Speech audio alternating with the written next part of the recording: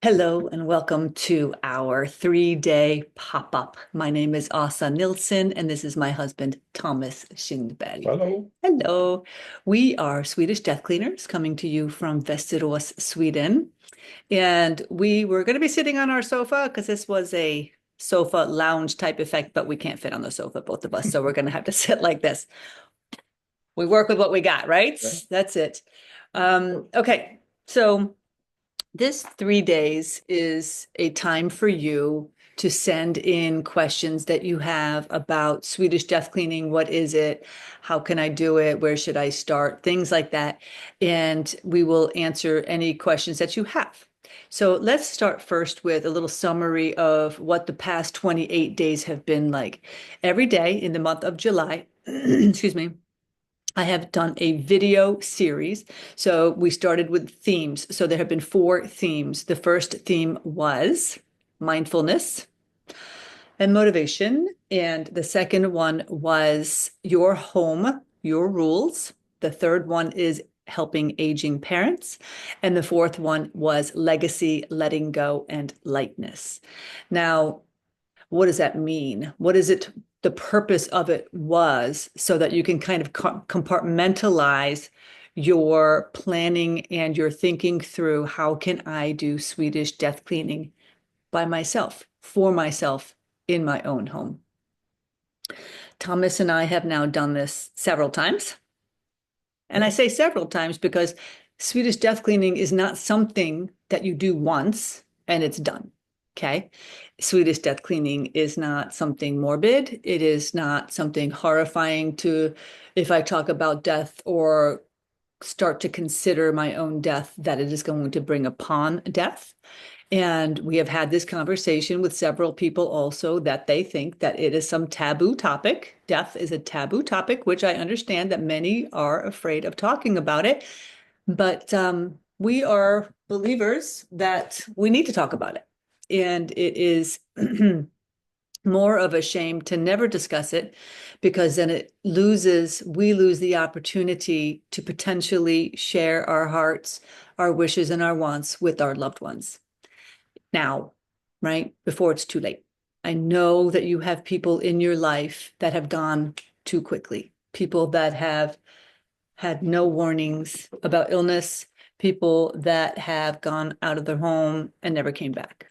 We have this experience, both of us, in our lives. And this is also what pulls us forward to talk about this and to have the discussion with you about what can we do to help ourselves and what can we do to not leave a mess behind. So that is something we believe wholeheartedly in, is not leaving a mess behind. So let me go backwards a little bit, give you some history about who we are. Back in 2022, we started a movement called More Moss to the People. And the movement was started because I needed to calm down. I was raised in America. We're sitting here in Västerås, Sweden. Like I said, now I've been here since 2011. I have moved back to Sweden in 2011 after living in America for 39 years. And I was always so busy, very, very busy. Like that was some sign of accomplishment, being always so running around, doing things, doing this, having more, working harder, having more money, having bigger, better, faster, all of that. And I felt completely disconnected to my own spirit, my own self, because I didn't even recognize who I had become. And when I came to Sweden, I had the opportunity to get quiet. And this is something that I would encourage to anyone that has a lot going on in their heads. When you are too heady, this is something that I have to do for myself. I need to reconnect with something that matters to me. And what is it truly that matters to me? And that is being out in nature. So when I would go into the forest here in Sweden, I have a forest 5 minutes behind our home. I could go into the moss, the moss, which is so beautiful and so peaceful, that I could walk in the moss and immediately I would feel myself connecting back to the earth, right? To grounding myself back to the earth and coming back into my body and remembering what it was that was important to me. And what did I want my life to look like? Really? Was I living an authentic, now completely overused term, life based on what I wanted today? And I wasn't. Thomas is an excellent person for me because he is very grounded. He is very calm. Don't you think? Maybe. Yeah. It's hard to say who you are, but maybe I am. Yeah, you are. Yeah. You're definitely grounded. And you'll see that I'm going to do a lot more of the talking because Thomas isn't super comfortable with talking on a camera. This is new for him. It is not something that he wants. And every time we're going to do things like this, all of a sudden he gets a headache. So right now he's got a terrible headache. Alvedon. He's taken 2 ibuprofens to release the pressure on his head. But I try to tell him it's okay. There's nothing to be worried about. We're just talking to our friends. Yeah. So for me to go out into the moss was a way for me to recalibrate and reconnect with myself through, I'm a believer in, Yeah. In Sweden, we have something called allemansrätt. So you can walk out in the forest or nature everywhere. So that's a huge thing. We take it for granted here in Sweden, but when you other countries you can't do that. So Yeah. It's crazy. It's, you can put up a tent and walk and pick mushrooms, and so which I love to do. Yeah. So what Thomas just said, it was a term called allemansrätten. All man's right. All man's rights, literally translated, where here in Sweden, you can walk anywhere. You can go out into the forest. You can pick mushrooms. You can pick blueberries. You can pick leaves. You can take things. Obviously, you can never do this out of somebody else's yard, but to be able to go out into the forest here and just kind of wander freely is something that you are permitted to do. It is actually a right of yours here in Sweden.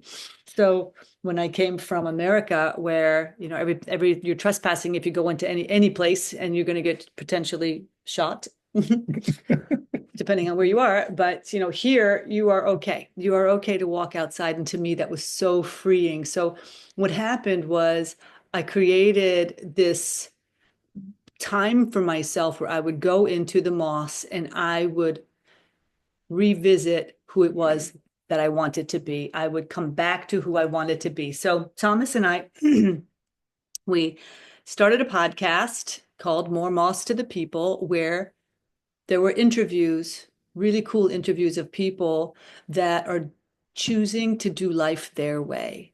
Like they're not following a pattern of what everybody else is doing.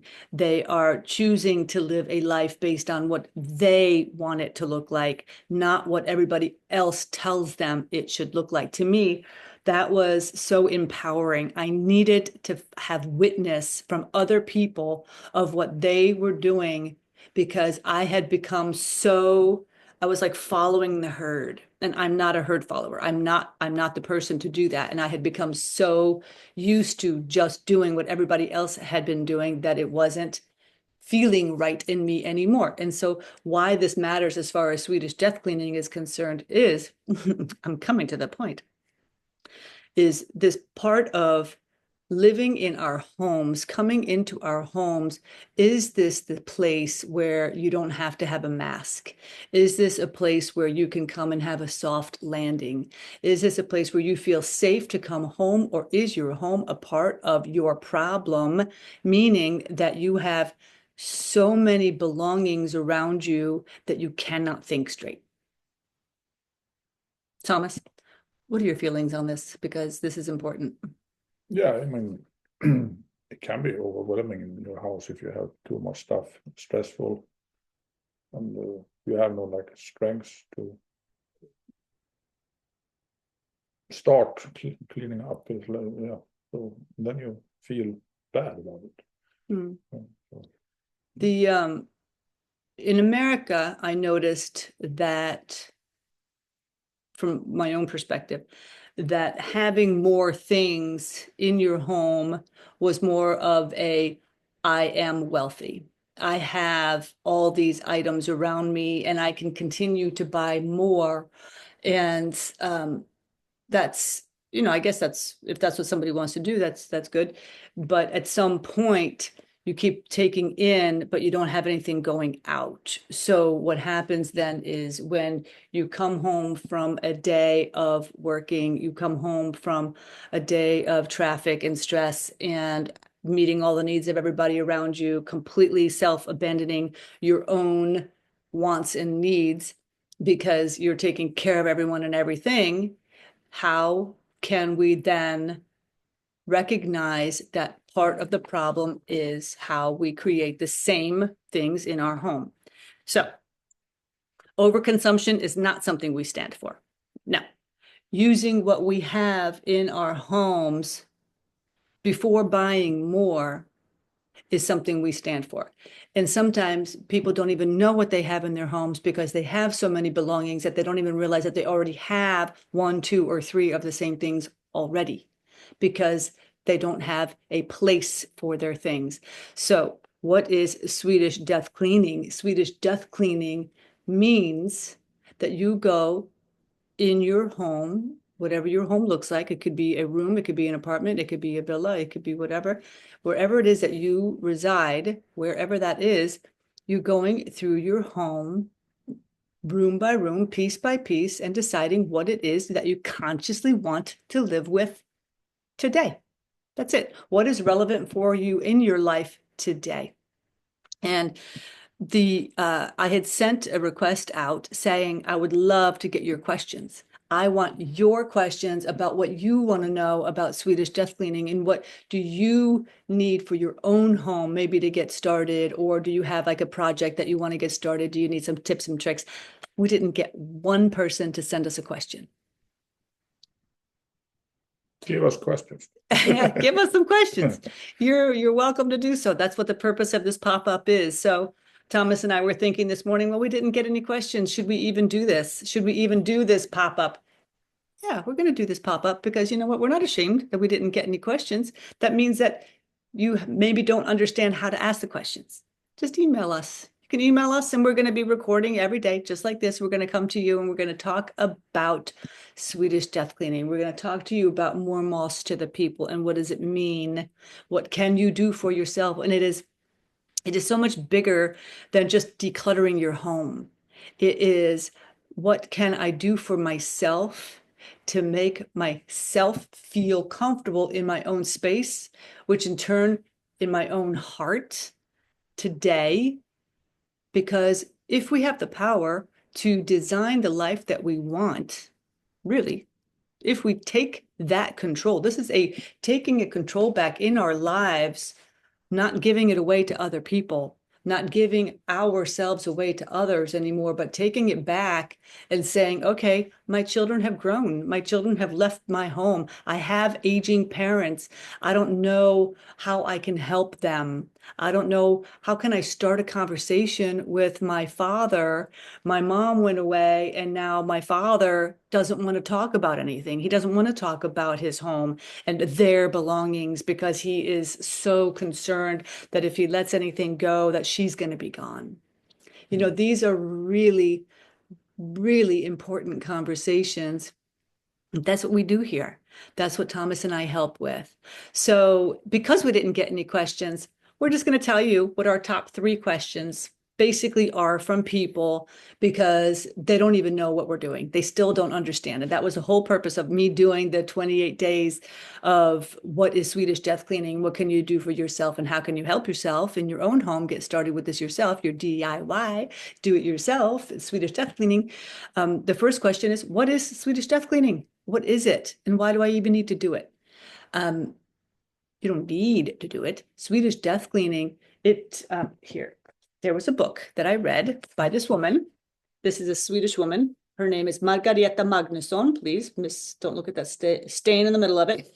The Gentle Art of Swedish Death Cleaning, döstädning. Death cleaning is a literal translation of a Swedish term called döstädning. And in Sweden, Thomas has lived in Sweden his entire life. Why don't you explain about döstädning and where it came from? Yeah, I heard the term when I was a kid. It was like old people said it's time to döstäda. And old people would be like, back in that day, what kind of an old person would that be? Like age group? Like, let's say 75, 80. Okay. But then this woman wrote this, Mm-hmm. wrote this book, and she explained it very well in that book. Like it's a very peaceful way, like a very slow process, and you go through every like item, and then you can stop and the person can tell the story behind it, and it's not just take out stuff and get rid of it. So it's a process. Yeah. So yeah. Swedish death cleaning is a process. Yeah. And it's a little bit like the Swedish way, a little bit slow. Yeah, like methodical. But yeah. Which there's it's a conscious, it's like you're really aware of what you're doing. And that's what I mean by mindfulness, like being present in the space when you're going through it. And that's very Swedish in the fact that if you're doing something, you're going to do it right. You're not going to do it half-assed, pardon the curse. But if you're going to do it, you're going to do it right. And you're going to do it with thoughtfulness, and you're going to do it with kind of like a little tongue-in-cheek, like, well, we're all going to die. We're all going to die. So why don't we just start doing this today? So I read this book because it was presented to me that I had a gift, and I didn't realize that I had a gift. And that gift was around organizing and making things simpler, like simplifying your area. Like, how can I take what I have and use what I have, repurpose what I have, maybe redo things that I have versus buying more? How can I get things in a suitcase, that many things in a suitcase, and there's still room? I don't know. I just thought everybody knew how to do this. So it was presented to me that, also, would you ever do this as your work? And I'm like, maybe. No, I hadn't really thought about it. But then this book was presented to me. I'm like, death cleaning. Yes, that is something that I can stand behind. And let me understand the process. Let me understand how it works. So death cleaning literally means you're going through your home piece by piece, deciding what it is that you want to have at this point in your life. Is there something that it is like decluttering, but it is more long-term, meaning you're not just looking at, I'm going to get rid of this now, and then I'm going to go to Target tomorrow and buy 10 more. No, this is, I want to get rid of these things in my home today because I know I don't want it. There are people in my family or in my life that would potentially really like to have this. Should I ask them about it now? Yeah, ask them now. Why don't you give it to them now so that they can appreciate it today versus one day getting it after you die. And then having the tough conversations with your loved ones now to discuss what it is that you want. How do you want your home to be taken care of? Do you have all your paperwork in order?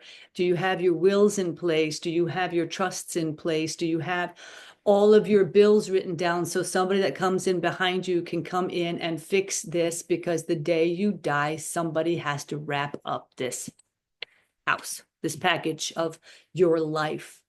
And this is a part of Swedish death cleaning. And that is what we work with our clients on, but that is also what you can do for yourself. All we're doing is starting the conversation for you to get this inside of you that, well, okay, you know what? I'm not 30 anymore. I'm going to die. Yes, you are. I mean, hopefully not today, but one day you're going to die. We're all going to die. And so do we have our ducks in a row? Hold on, that's Thomas's alarm. So another question is, well, I'm only 50. Why would I need to start thinking about doing Swedish death cleaning now? Same reason. You know, how many people do you know that have died like that? How many people have gotten sick and in a month they're gone, right? This is not to be morbid. It is not to be hard and horrible, but an average age to get started, that's okay, with Swedish death cleaning is around 65. Average, like on the internet, if you look up the average age, it's 65. But we're 58, and we have a client whose husband just passed away. He was 54 years old. I mean, you don't plan on these things, and so there's no age limit as to when you can get started. You can always be looking in your home and be so conscientious and so aware of your space that everything I have here is actually what I want. And I know what I have, and everything has its place. Everything has its place. And I know when I get something, I put it in that place, and that when I need to find it, then there it is. Yeah, that's it. And where do I start? I don't even know where to start. I have so many things. I have no idea where to start. I am so overwhelmed. I hear that a lot. And, I wowould say just start anywhere, start in a drawer, start in your glove compartment, start in your wallet, start someplace small, just some little bite-sized piece. But a big place for many people is in their closets. And sometimes you can make a huge difference really quickly in your closet to feel freedom pretty fast. And how I do the closets may be different than other people. There's the KonMari method. There's all these different ways of doing this. How I personally help my clients in a closet. Here in Sweden, the closets aren't quite the same as they are in other parts of the world. We don't necessarily have a walk-in closet here. So if I open up a closet, for example, I will always start personally on the left-hand side. I start on the left-hand side and I go to the right-hand side. So for everything that is hanging up, I'm just giving you a little tip here. For everything that is hanging up, I start on the left-hand side and I just take each thing out. And if my client is standing there, we look at it and they say yes or no. And they're like, I don't know, let me try it on. Then they try it on and they'll know immediately. Is this something that you want? Is it something that you don't want? And then if they don't want it, we get it on the bed, get it out of the way. And so all of a sudden, like you can't fit a Tic Tac in between their clothes until you do. I mean, say, for example, it's this much room, but so many clothes are jammed in there that they don't even know what they have. But once you take each piece out and you look at it and you decide, yeah, I want it. No, I don't want it. If you don't want it, is it whole? Is it clean? Does it need to be repaired? Is it tattered? If it's tattered, we get rid of it. You got to get rid of it. That needs to get burned. Yeah. And you always say it's important to, when you have done something, take it out. Yeah. So it's like the space is clean. Yes. That's very where important. I come in. Yes, that's where Thomas comes in. So what happens? Yeah. Yeah, he carries the things out of the house. Because what you do not want is to get the things out of your closet and decide, yeah, no, I'm getting rid of these. And then you put them in bags or you put them in bins. And then you're like, oh yeah, I'm going to do that this weekend. I'm going to get rid of that this weekend. You will not get rid of that this weekend. You will open those bags. You will open those tubs tonight. And you're going to start going back through them and say, oh, you know what? I love that dress. I had that in high school. I looked so good. Okay. You got to get it out now. Get it out tonight. Get it out as soon as possible. And this is what we do. We help our clients get the stuff, the belongings, the things to be donated or going to recycles or to going to the garbage out immediately that day. Otherwise, it will be going right back up in your closet and you'll be having the same old problems again. Okay. So I would recommend actually closets are a really good place to start. Because you can make a big difference right away. Okay, so I'm going to leave you. We're going to leave you with that today. And we're going to be back tomorrow. We're going to be doing the same exact thing tomorrow. And we're going to talk about some new things tomorrow. What we'd love to be talking about are your questions. More questions. More questions. Give us some questions of actual things that you are dealing with in your home and in your life right now around decluttering, around Swedish death cleaning, around your family dynamics. Like, oh my gosh, I've got 3 siblings and my mom is going to pass away. What are we going to do? How are we going to handle this? What is the best way? What are some thoughts and ideas of things to think about? Such good question. Yeah, that was a really good question. I came up with it myself. So just think about it. Just think about it. Email us at hello@moremoss2thepeople.com. And we would be so happy to answer your questions. We appreciate your time. We appreciate you listening. We are opening our hearts and our lives to you. And this is literally to help you understand what you can do for yourself. And if you do need help because you really feel overwhelmed, then of course we can help you. But we believe that you can do this yourself. All right. Thank you so much. And we will see you tomorrow. Bye-bye. Take care. Bye-bye. Bye.